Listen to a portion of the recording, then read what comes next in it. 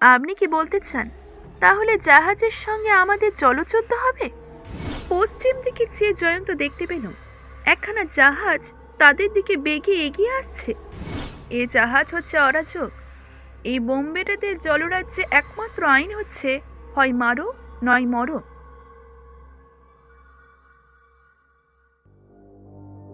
জাহাজ ভেসেছে নীল জলে।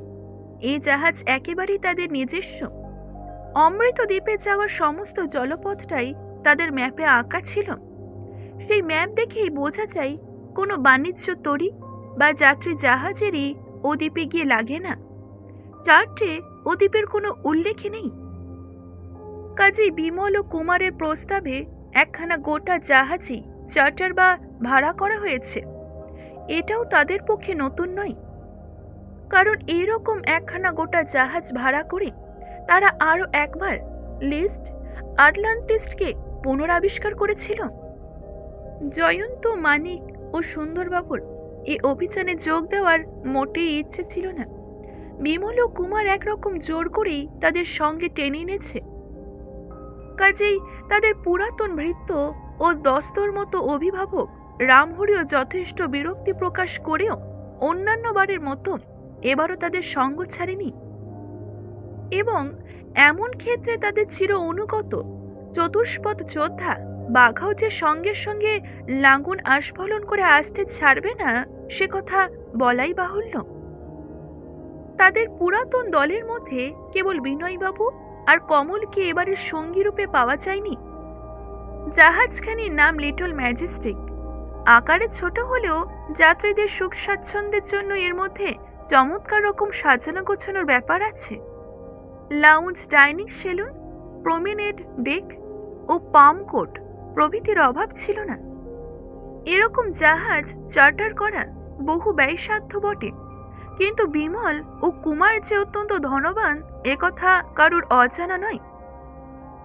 তার উপরে জয়ন্ত বিনা পয়সায় অতিথি হতে রাজি হয়নি, এবং সেও রীতিমতো ধনী ব্যক্তি। জাহাজ তখন টুংহাই বা পূর্ব সাগর প্রায় পার হয়ে রিউকিউ দ্বীপপুঞ্জের কাছ দিয়ে প্রশান্ত মহাসাগরের দিকে অগ্রসর হচ্ছে। ওপরে নিচে চারিদিকে ছড়িয়ে আছে কেবল অনন্ত নীলিমা, কাছে চঞ্চল, দূরে প্রশান্ত। প্রকৃতির রঙের ডালায় এখন আর কোনো রং নেই। প্রাকৃতিক সঙ্গীতেরও এখানে নব নব রাগিনীর ঝঙ্কার নেই। না আছে উচ্ছ্বাসিত শ্যামলতার মর্মর, না আছে গীতকারী পাখিদের সুরের খেলা। বইছে কেবল হু হু শব্দে বাতাস, এবং জাগছে কেবল আদিম সাগরের উচ্ছল কলকল মন্ত্র। এই দুই ধ্বনির সৃষ্টি পৃথিবীর প্রথম যুগে। খোলা প্রমেনের ডেকের ওপরে পায়চালি করতে করতে মানিক বলল, আমাদের সমুদ্র যাত্রা শেষ হতে আরো কত দেরি বিমলবাবু? বিমল বলল, আর বেশি দেরি নেই। 4 ভাগ পথে 3 ভাগই আমরা পার হয়ে এসেছি। ম্যাপখানা আমার মুখস্থ হয়ে গেছে। আরও কিছু দূর এগুলেই বনি দ্বীপপুঞ্জের কাছে গিয়ে পড়ব। তাদের বাঁয়ে রেখে আমাদের অগ্রসর হতে হবে প্রায় পূর্ব দক্ষিণ দিকে, তারপরই অমৃত দ্বীপ। মানিক বলল, দ্বীপটি নিশ্চয়ই বড় নয়, কারণ নাবিকদের চার্টে তার উল্লেখ নেই। এখানকার সমুদ্রে দেখছি অসংখ্য ছোট ছোট দ্বীপ রয়েছে।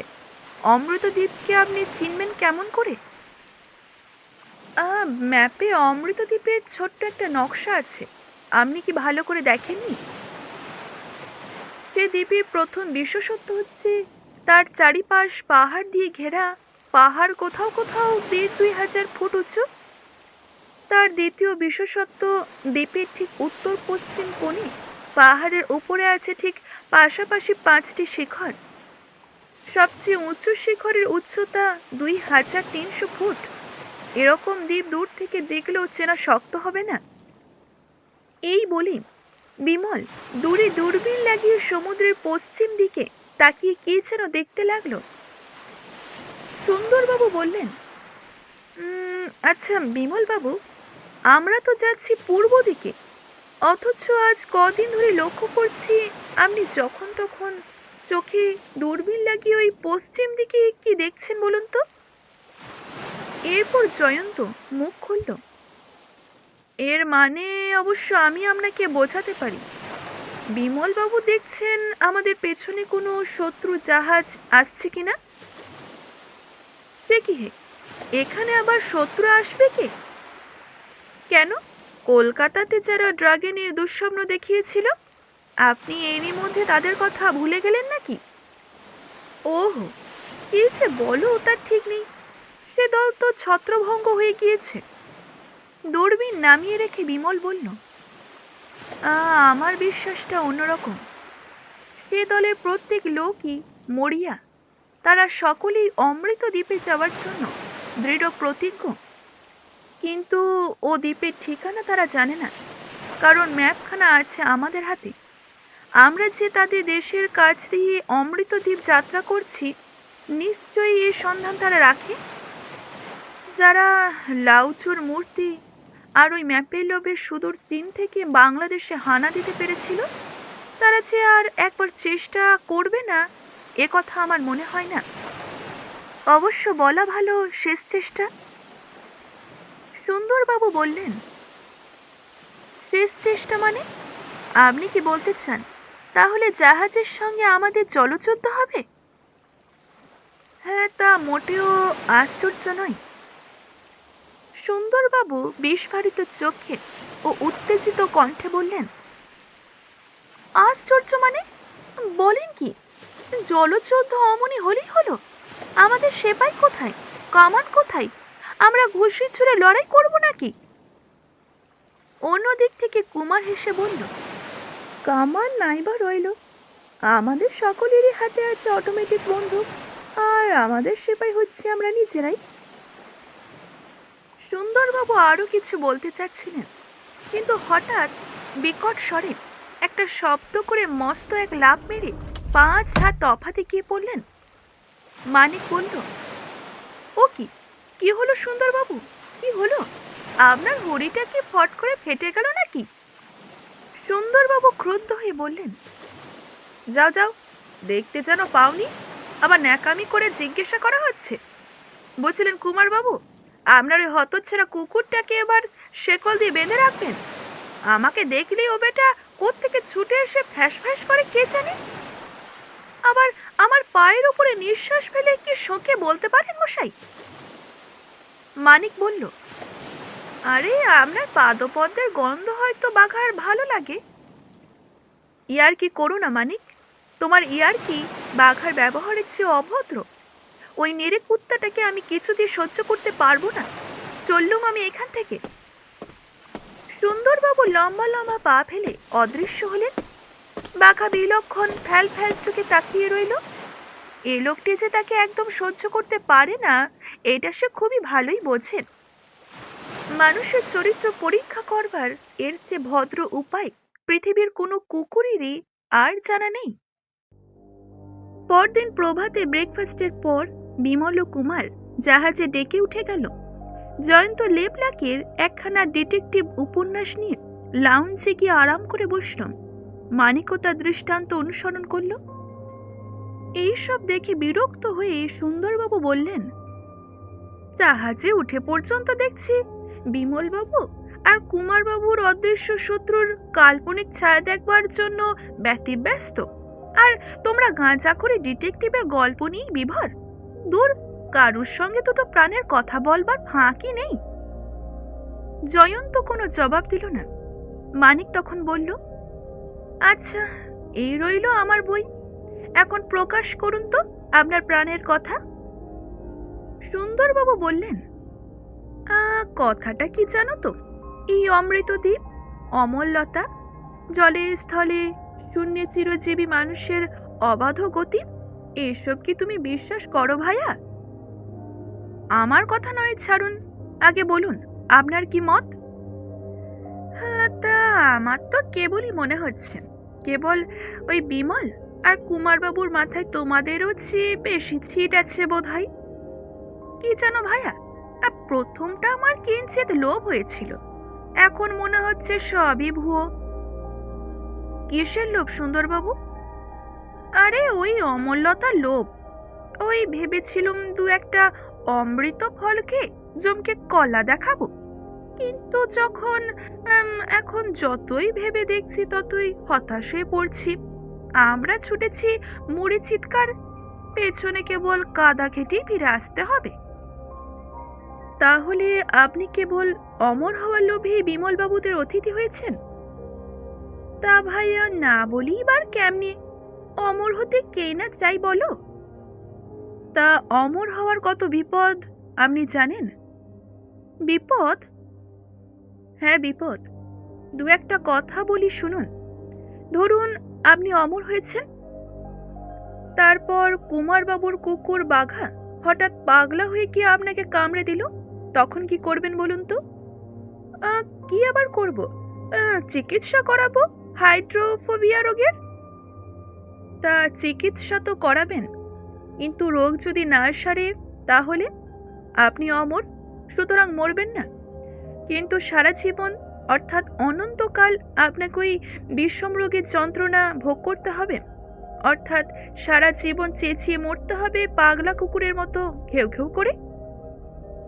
হ্যাঁ তাই তো হে, এইসব কথা তো আমি মোটে ভেবে দেখিনি গো। আরো শুনুন, আপনি অমর হলেও আপনার দেহ বোধ করি অস্ত্রে অকাট্য হবে না। কেউ যদি খাড়া দিয়ে আপনার গলায় এক কোপ বসিয়েও দেয়, তাহলে কি মুশকিল হতে পারে ভেবে দেখেছেন কি? আপনি কিন্তু অমর। মানিক, তুমি কি আমার সাথে ঠাট্টা করছো নাকি? মোটেই না। অমর হওয়ার আরো সব বিপদের কথা শুনতে চান নাকি? না না বাপু না, থাক, আর শুনতে চাইনি। তুমি বড্ড মন খারাপ করে দাও। অমৃত ফল পেলেও আমি আর খেতে পারবো কিনা সন্দেহ আছে। জয়ন্ত এতক্ষণ কেতাবের আড়ালে মুখ লুকিয়ে হাসছিল, এখন কেতাব সরিয়ে বলল, ও সুন্দরবাবু, অমৃতদ্বীপের কথা হয়তো রূপকথা ছাড়ার কিছুই নয়, কিন্তু আজকের শুকনো বৈজ্ঞানিক জগতে সরস রূপকথার বড়ই অভাব হয়েছে। সেই অভাব পূরণের কৌতূহলেই আমরা বেরিয়েছি অমৃতদ্বীপে। কাজে অমরলতা না পেলেও আমরা দুঃখিত হব না। ঠিক এমন সময় একজন নাবিক এসে খবর দিল, বিমল সবাইকে এখনই ডেকের উপরে যেতে বলেছে। সকলে ওপরে গিয়ে দেখলো, দেখে রেলিংয়ের ওপরে চোখে বিমল দাঁড়িয়ে রয়েছে, তার চোখে দূরবীন। জয়ন্ত জিজ্ঞাসা করল, কি বিমল বাবু, আমাদের ডেকেছেন? বিমল ফিরে বলল, হ্যাঁ জয়ন্ত বাবু, পশ্চিম দিকে তাকিয়ে দেখুন।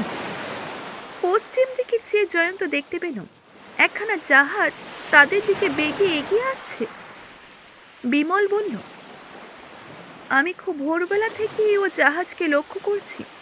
প্রথমটা ওর ওপরে আমার সন্দেহ হয়নি, কিন্তু তারপরে বেশ বুঝলাম ও আসছে আমাদেরই পেছনে। জানেন তো, এখানকার সমুদ্রে চিনি বোমবেটেদের কিরকম উৎপাত। খুব সম্ভব আমাদের শত্রুরা কোনো বোমবেটে জাহাজের আশ্রয় নিয়েছে। দূরবীন দিয়ে দেখা যাচ্ছে ও জাহাজখানে রয়েছে অনেক লোক, আর অনেকেরই হাতে রয়েছে বন্দুক। আমাদের কাপ্তেন সাহেবের সঙ্গে আমি খুবই পরামর্শ করলাম। কাপ্তেন বললেন, জলে ওরা আক্রমণ করলে আমাদের পক্ষে আত্মরক্ষা করা সহজ হবে না। বলছেন কি? তাহলে উপায়? দক্ষিণ দিকে তাকিয়ে দেখুন। দক্ষিণ দিকে মাইল দুই তফাতে রয়েছে ছোট্ট একটি তরু শ্যামল দ্বীপ। বিমল বাবু, এ অভিযানের নায়ক হচ্ছেন আপনি। আমরা আপনার সহচর, আপনার মতই আমাদের মত। সুন্দরবাবু নিরস্বরে বললেন, তাহলে সত্য সত্যই আমাদের যুদ্ধ করতে হবে? কুমার বলল, তাছাড়া আর উপায় কি? বিনা যুদ্ধে ওরা আমাদের যুক্তি দেবে বলে বোধ হয় না। তবে আসার কথা এই যে আমরা ওদের আগে ডাঙ্গায় গিয়ে নামতে পারবো। সুন্দরবাবু বিষণ্ণ হয়ে বললেন, এর মধ্যে আর আসার কি হলো? তা তো আমি কিছুই বলছি না। ওই চীনে বোম বেটে ব্যাটারাও তো দলে দলে ডাঙ্গায় গিয়ে নামবে। ভুলে যাবেন না, আমরা থাকবো ডাঙ্গায়, গাছপালা বা পাথরের আড়ালে লুকিয়ে। আমাদের এই অটোমেটিক বন্দুকগুলোর সম্মুখ দিয়েই নৌকায় করে ওদের ডাঙ্গায় ওপরে উঠতে হবে। আমাদের এক একটা অটোমেটিক বন্দুক প্রতি মিনিটে কতগুলি বৃষ্টি করতে পারে জানেন তো? 700। আধুনিক বিজ্ঞানের অদ্ভুত মারণাস্ত্র। সুন্দরবাবু ভয়ে ভয়ে বললেন, কিন্তু এভাবে মানুষ খুন করে শেষটা আইনের ফাঁকে আমাদেরও বিপদে পড়তে হবে না তো? কুমার হেসে বলল, সুন্দরবাবু, এ জাহাজ হচ্ছে অরাজক। এই বোম্বেটাতে জলরাজ্যে একমাত্র আইন হচ্ছে হয় মারো নয় মরো। সুন্দরবাবু একটা দীর্ঘ নিঃশ্বাস ফেললেন। ইতিমধ্যেই যে জাহাজটার কথা হচ্ছিল সেই জাহাজটা অনেকটা কাছে চলে এসেছে। এমনকি দূরবীনেরও আর দরকার নেই। খালি চোখেই বেশ দেখা যাচ্ছে তার ডেকের ওপরে দলে দলে চীনেম্যান ব্যস্ত উত্তেজিতভাবে এইদিকে ওইদিকে আনাগোনা বা ছোটাছুটি করছে। হঠাৎ বিমল দূরবীন নামিয়ে আবার ফিরে দাঁড়ালো। তার মুখ বিবর্ণ, দৃষ্টি ভয়চকিত। বিমলের মুখ চোখে ভয়ের চিহ্ন। এটাও কি অসম্ভব? কুমার রীতিমতো অবাক হয়ে গেল। জয়ন্ত বিস্মিত স্বরে বলল, কি হলো বিমলবাবু? আপনার মুখ চোখ অমন ধারা কেন? বিমল দূরবীনটা জয়ন্তের হাতে দিয়ে গম্ভীরভাবে বলল, শত্রু জাহাজের পেছনে চেয়ে দেখুন, বোমবেটেদেরও চেয়ে ভয়াবহ এক শত্রু আমাদের গ্রাস করতে আসছে। আমি এখন ব্রিজের উপরে কাপ্তেনের কাছে চললাম। আরো তাড়াতাড়ি এই দ্বীপে গিয়ে উঠতে না পারলে আর রক্ষে নেই। সুন্দরবাবু তখনই আঁতকে উঠে বললেন, হ্যাঁ, বলেন কি? আহ, শত্রু তার চেয়ে ভয়াবহ? কি বলছেন? হ্যাঁ সুন্দরবাবু, এ এমন এক শত্রু আমাদের আক্রমণ করতে আসছে যে পুরো দুনিয়া এর ভয়ে কাঁপে।